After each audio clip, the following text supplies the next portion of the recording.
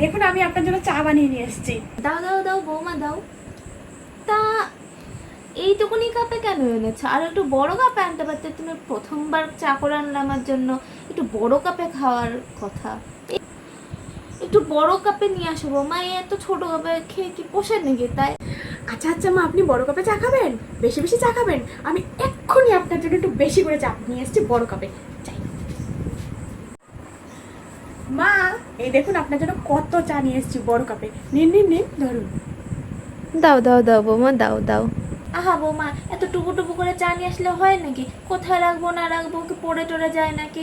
একটা ট্রে তো আনতে হয় নাকি? আমি বুড়ি টুড়ি মানুষ, যদি হাত পাত লেগে পড়ে টরে যায় তখন বিছানার চাদরটাও খারাপ হয়ে যাবে। ট্রে তো আনতে হয়। আচ্ছা মা, আপনি ট্রেতে করে চা খাবেন সেটা আগে বলবেন তো। আমি এক্ষুনি ট্রেতে করে আপনার জন্য চা নিয়ে আসছি। আরে এটা তো আমারই ভুল হয়েছে, ট্রেতে করে চা দেওয়া উচিত ছিল। আমি এক্ষুনি আপনার জন্য ট্রেতে করে চা নিয়ে আসছি। মা বললো ট্রেতে করে চা খাবে, তা আগে জানলেই হতো, আগে বুঝলেই হতো।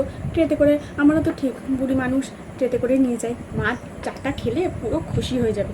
ট্রেতে করে চা খেলে তো একদম ঠান্ডাও হয়ে যাবে। যাই মাকে চাটা দিয়ে আসি। মা, এই যে আপনার জন্য ট্রে করে চা এনেছি। আপনি বললেন ট্রে করে চা খাবেন, নিন ধরুন খান।